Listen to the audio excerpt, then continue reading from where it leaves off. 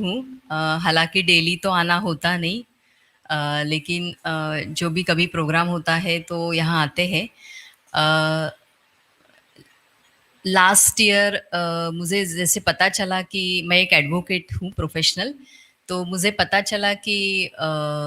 वहाँ माउंट आबू में हर सेक्टर या हर सेक्शन के कॉन्फ्रेंस होती है।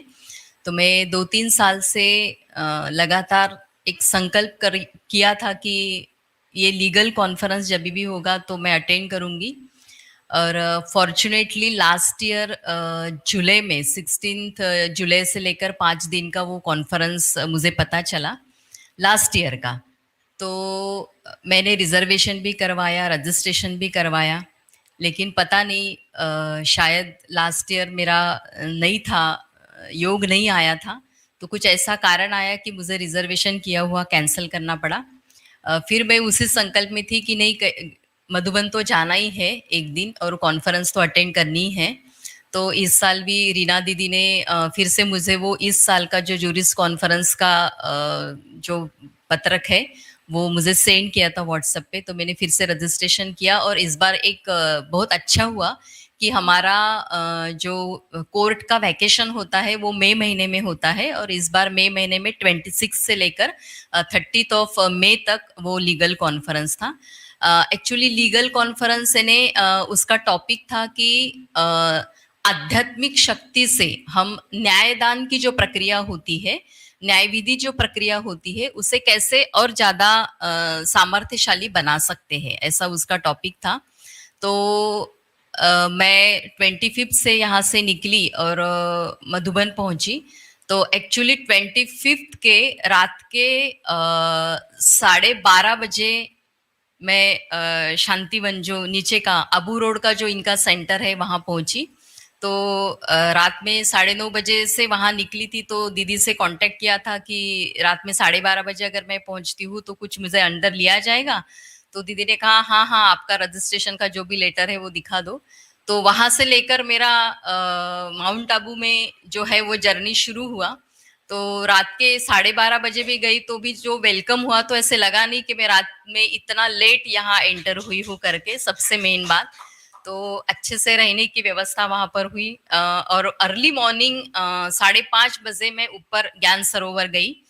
तो ज्ञान सरोवर जैसे मैं ऊपर चढ़ रही थी गाड़ी में बैठकर, तो ऐसे लग रहा था पता नहीं मैं कहाँ जा रही हूँ। क्योंकि जब चढ़ाई पे और पहाड़ों पे जो ज्ञान सरोवर है, आप में से कोई अगर गए होंगे तो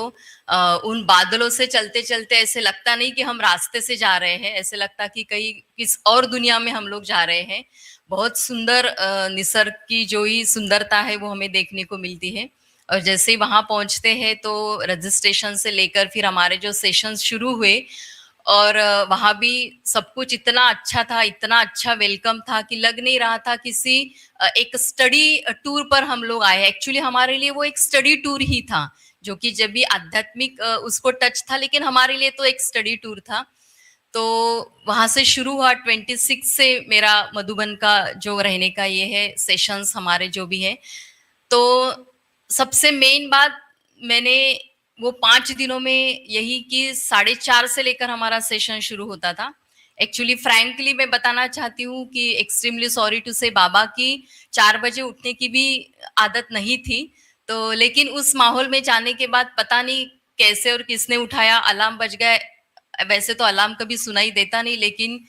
26 में जब हम लोग गए तो 27 से मुझे अलार्म सुनाई दिया। और 4:30 बजे वो जो हार्मनी हॉल है वहाँ पे जहाँ हमारा कॉन्फ्रेंस था, वहाँ से सब प्रोग्राम थे वहाँ। तो वो इतनी सुंदर ठंडी हवा, और सबसे मेन बात है कि वहाँ का जो माहौल है, इतने सुंदर फूल, इतने सुंदर गार्डन। तो ऐसे लगता सही में नींद अगर कम लेते तो वही अच्छा है। और 4:30 से लेकर हमारा मेडिटेशन वाला सेशन शुरू होता था, और एक्सरसाइज भी होती थी। और बहुत अलग अलग अच्छे अच्छे ये जो ओम शांति के जो दीदी और भाई जी है, इनके लेक्चर्स हमें सुनने को मिले, जिसमें स्पिरिचुअलिटी को लेकर जूरिस्ट यानी लीगल लेन देन कैसी होती है, या तो फिर न्यायदान की प्रक्रिया कैसी होती है। हमारे इसमें सिर्फ वकील इन्वॉल्व नहीं थे, तो जजेस भी इन्वॉल्व थे, यानी जुडिशियल मैजिस्ट्रेट भी इन्वॉल्व थे, लॉ कॉलेज के प्रिंसिपल वो भी इन्वॉल्व थे, टैक्सेशन में प्रैक्टिस करणारे भी वकील इन्वॉल्व थे, इनकम टैक्स जीएसटी डिपार्टमेंट के भी जो एडवोकेट्स है वो इन्वॉल्व थे, सीए इन्वॉल्व थे, यानी सब अच्छे अच्छे पोजीशन पे जो लोग बैठे हैं और प्रैक्टिस कर रहे हैं लॉ को लेकर, वो सब इसमें कॉन्फ्रेंस में इन्वॉल्व थे। तो सबसे मेन तो आनंद इस बात का होता था कि बहुत बार ऐसा होता है ना कि एक पता नहीं, अभी यहाँ तो थोड़े से सीनियर सिटीजन बैठे हैं, तो थोड़ा यंग लोगों को देखो कि टीवी पे अगर कोई सेलिब्रिटी को हम लोग देखते हैं और वो सेलिब्रिटी अगर हमारे सामने आते हैं तो और बहुत ज्यादा खुशी होती है कि अरे बाप रे, हमने तो आज टीवी के बाहर इनको देख लिया। तो वैसे मैं यूट्यूब पे ये जो भाई और दीदी है इनके जो टॉक सुनती थी यूट्यूब पे, जैसे सूरज भाई है, डॉक्टर सचिन भाई है, तो उन लोगों को जब मुझे लाइव देखने को मिला कि ये मेरे सामने बैठे हैं और उनको मैं सुन रही हूँ, डॉक्टर विद्या बेन है, लता दीदी है, यानी इतने इतने अच्छे अच्छे स्पिरिचुअल के मैंने जो उनके स्पीच सुने हैं, उन लोगों को जब प्रत्यक्ष आंखों के सामने देखा तो वही आनंद, तो 80% आनंद तो वही मिला। फिर उसके बाद एक एक एक व्यक्ति को सुनते सुनते सच्ची में मुझे लगा नहीं था कि, मुझे तो लगा था कि 2 बुक पढ़ के मैं ही गई हूँ, लेकिन जब सामने से इन लोगों के लेक्चर सुने तो ऐसे लगा कि इनका इतना डीप ज्ञान है, इनका इतना डीप नॉलेज है कि मैं तो उनके सामने बिल्कुल शून्य हूँ।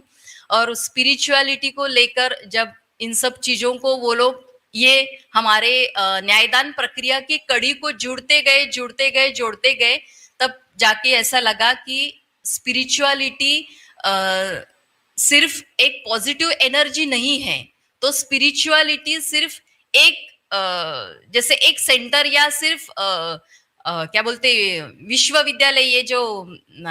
ओम शांति विश्वविद्यालय का ही काम नहीं है। तो स्पिरिचुअलिटी हर व्यक्ति के जीवन का एक पार्ट एंड पार्सल है, एक भाग है, क्योंकि जब तक हम हमारे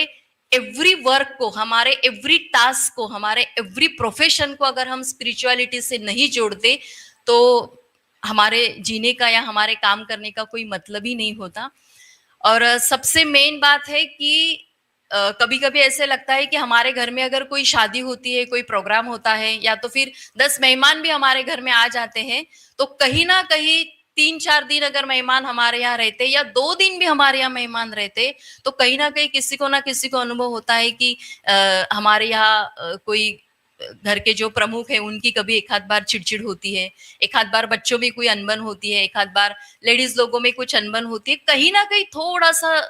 एक बातों का ये होता है। लेकिन वहां मैंने देखा कि सुबह से 4:30 को लेकर, और नेशनल लेवल की वो कॉन्फ्रेंस थी, यानी पूरे भारत में से ये लोग वहां आए थे डेलीगेट्स, और सुबह के 4:30 बजे से लेकर रात के 9:30 तक वो लोग हमें संभालते थे, जो हम अलग अलग मेंटालिटी के लोग वहां आए हैं। और कभी देखा नहीं कि कोई किसी के ऊपर चिढ़ रहा है, कोई दीदी किसी के ऊपर चिढ़ रही है, कोई भाईजी किसी के ऊपर चिढ़ रहा, कोई चिड़चिड़ हो रही, कोई जोर से बोल रहा, कोई किसी को गुस्सा कर रहा, ये बात तो दिखी नहीं मुझे। और वो होते हुए भी सुबह के 4:30 से लेकर जो भी ऑब्जर्वेशन मैंने किया है कि स्टेज की सजावट, वो सजावट भी हर दिन बदलती गई, कि वो स्टेज की सजावट को लेकर खाने पीने की जो भी भोज लेने की जो भी जगह है, वहां की स्वच्छता, वहां का डिसिप्लिन, और पूरे प्रोग्राम का जो कंडक्ट करने का जरिया है, पूरे प्रोग्राम को मैनेज करने का जो जरिया है, वो बात। और सबसे मेन बात अप्रिशिएट करने लायक वो है कि 4:30 यानी 4:30 का टाइम अगर मेडिटेशन का दिया है, राजयोग मेडिटेशन का, तो वो 4:30 बजे ही शुरू होता था। फिर हॉल में 10 लोग रहे या हॉल में 50 लोग रहे, 11 बजे का इनॉग्रल सेशन है, 10 बजे का इनॉग्रल सेशन है, तो वो अपडेट 10 10:30 बजे ही शुरू होता था। फिर हॉल में 10 लोग रहे या हॉल में 100 लोग रहे। तो टाइम पंक्चुअलिटी भी बहुत अच्छी, की जरूरी नहीं, बहुत बार हमें होता है कि कोई प्रोग्राम अगर हम ऑर्गेनाइज करते हैं तो जब तक हॉल नहीं भरता हम लोग प्रोग्राम शुरू नहीं करते, हमें लगता कि नहीं, प्रेक्षक जब तक नहीं होते तो तब प्रोग्राम शुरू नहीं होता। लेकिन जैसे पहले दिन इनकी टाइम की पंक्चुअलिटी देखी तो दूसरे दिन बराबर हमारे जो डेलीगेट्स है भाई बहन, वो बराबर टाइम पे आने लगे। यानी इन लोगों ने ना बताए हुए भी खुद उन चीजों को इतना फॉलो करते हैं कि अपने आप हमें लगता है कि नहीं, हमें भी इन चीजों को फॉलो करना है। तो स्टेज की सजावट लेकर, खाने पीने का इंतजाम लेकर, और प्रोग्राम का हर सेशन, और सबसे मेन बात है कि जिन लोगों के स्पीच हमने सुने वो इतने नॉलेज वाले लोग, और वहां जो लोग हमें स्पीच देने के लिए डेलीगेट्स आए थे जो ये ओम शांति के फॉलोअर्स हैं, कोई लॉ कॉलेज के लेक्चरर, कोई मुंबई यूनिवर्सिटी में पढ़ाने वाले लेक्चरर, कोई मास कम्युनिकेशन में एमएससी किए हुए लोग, कोई जो भी फॉलोअर है हाई कोर्ट में लॉर्डशिप रहे हुए, हाई कोर्ट के जज जो इनके अभी फॉलोअर है, जो रिटायर्ड अभी हुए हैं, तो एक से एक लेकर जो भी स्पीच हमने सुने वो भी इतनी इजी भाषा में, इतनी सुंदर भाषा में, एक से एक एग्जाम्पल उन लोगों ने हमें दिए। तो इन सब चीजों को लेकर सही में मैं जब वहां गई, उसके पहले मेरी जो मानसिकता थी उस मानसिकता में वो 6 दिन में इतना सारा बदलाव आया कि मैं तो कहूंगी कि कभी भी, अब मेरा तो ये लीगल सेक्शन वाला कॉन्फ्रेंस था, लेकिन कभी भी मधुबन जाने की अगर संधि आपको मिलती है, चांस आपको मिलता है, तो वो बिल्कुल ना छोड़ो, क्योंकि वहां जैसे पैर आप लोग रखते हो वैसे ही आप अपने घर को भूल जाते हो। ऐसे लगता है कि हम किस अलग दुनिया में आए हैं। एक एक फूल वहां का देखने लायक है, मेडिटेशन, और ऐसे लगता है कि सही में हम बाबा के घर में आए हैं। और जहां देखो वहां दिखाई देता है कि बाबा स्मित हास्य करते हुए हमारी तरफ देख रहे हैं। इसलिए हम थोड़ी दिन के लिए हमारे घर को, हमारे घर वालों को, हमारी प्रॉब्लम्स को, जो भी है सब लोग हम भूल जाते हैं। और वहां सब इन चीजों को जब मैंने अनुभव किया तो सबसे मेन बात है, और वहां मधुबन में एक चीज ऐसी नहीं है, एक डिपार्टमेंट ऐसा नहीं है कि आपको वहां लैक्यू ना दिखेगा। ट्रांसपोर्ट से लेकर, डिस्पेंसरी से लेकर, दवाखाने से लेकर सब कुछ वहां पर उपलब्ध है कि आपको कोई किसी चीज की कमी नहीं है वहां पर। और सब इन चीजों में जो 5 दिन हमने ज्ञान लिया, और ऐसे लगा कि हमारा, मुझे तो ऐसे लगता था कि जो हमारा लीगल सेक्टर है, जो हम जो वो वकील करके काम करते हैं, तो वो सेक्शन बहुत जिसको हम बोलते हैं कि निगेटिव एनर्जी वाला है, क्योंकि डॉक्टर और वकील के पास कोई हैप्पी मूड में आता नहीं है, वो तो अपनी समस्या लेकर आता है। तो बहुत बार हम क्या होते हैं कि उनके निगेटिव मूड में हम लोग भी इन्वॉल्व हो जाते हैं, तो हम लोग भी बहुत बार निगेटिव हो जाते हैं कि भाई सब समस्या समस्या है, सुबह से लेकर शाम तक किसी की समस्या ही सुननी है, तो वही दिमाग में रहता है। तो उन सब चीजों को, कि सामने वाला अगर आपके पास समस्या लेकर आता है, लेकिन आप उसके समस्या का निराकरण करते हुए आपको उस निगेटिविटी में नहीं जाना है, इन सब चीजों को वहां मधुबन में हमें इतना सुंदर शब्दों में समझा है कि सही में मेरे पास तो अभी शब्द नहीं है, लेकिन उस चीज को मैं जरूर फॉलो करूंगी। और सबसे मेन बात है कि जो हर 1 या 1.5 घंटे के बाद मेडिटेशन या जो हम परमात्मा से जुड़ने की जो एक विधि वहां बताई है, वो भी बहुत फायदेमंद विधि है। और फिर ऐसे लगा कि चलो थोड़ा सा ये भी इमेजिन किया था कॉन्फ्रेंस में जाने के पहले कि हाँ बस लीगल ये सुनना है, स्पिरिचुअलिटी यानी मेडिटेशन तो ओम शांति वाले सिखाने ही वाले हैं, इतना ही सब होगा। फिर भी इमेजिनेशन के आगे एक बात हुई कि जिस दिन कल्चरल प्रोग्राम था, लास्ट दिन कल्चरल प्रोग्राम में आप इमेजिन नहीं कर सकते, वहां का जो कल्चरल प्रोग्राम हुआ, वहां पर एक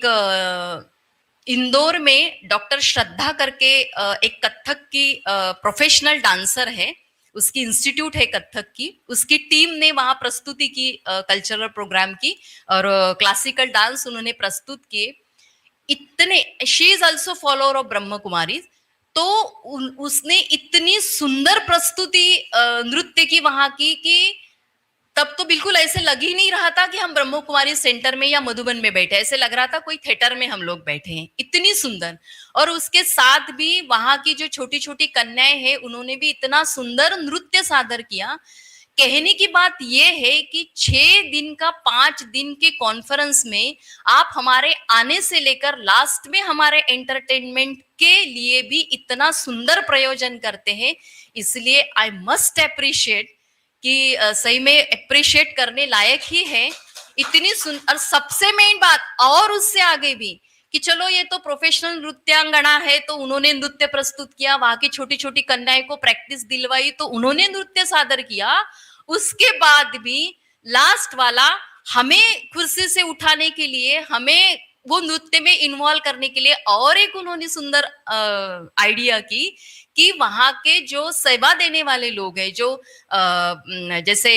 भोज बनाने वाले लोग हैं, खाना प्रसाद बनाने वाले लोग हैं, तो वो कर्मचारी, उन्होंने भांगड़ा खुद का मैनेज किया था, एक भांगड़ा सेट किया था और उन लोगों ने स्टेज पर भांगड़ा प्रस्तुत किया। हालांकि बहुत वो डांसर नहीं थे, बस ऐसे आपके यहाँ जैसे बैठे हैं वो भाई लोग थे, किसी को डांस आता था, किसी को नहीं आता था, लेकिन वो भी पूरा ड्रेस पहनकर पंजाबी भांगड़ा जो वहां उन्होंने प्रस्तुत किया और हम सबको भी अपनी कुर्सी से उठाया। वो भी इतना अच्छा लगा कि जरूरी नहीं कि सिर्फ प्रोफेशनल डांसर को ही उन्होंने इंपॉर्टेंस दिया, उनके यहाँ सेवा देने वाले लोग हैं उनको भी उस कॉन्फ्रेंस में, जो कि उन कॉन्फ्रेंस हमारे स्पिरिचुअल या हमारे लीगल टॉक से या स्पीच से, बेचारे वो जो वहां खाना बना रहे हैं उनका कोई संबंध नहीं था, लेकिन उस कॉन्फ्रेंस में उनको भी इस तरीके से जोड़ा कि उनको भी लगा कि हम जूरिस कॉन्फ्रेंस में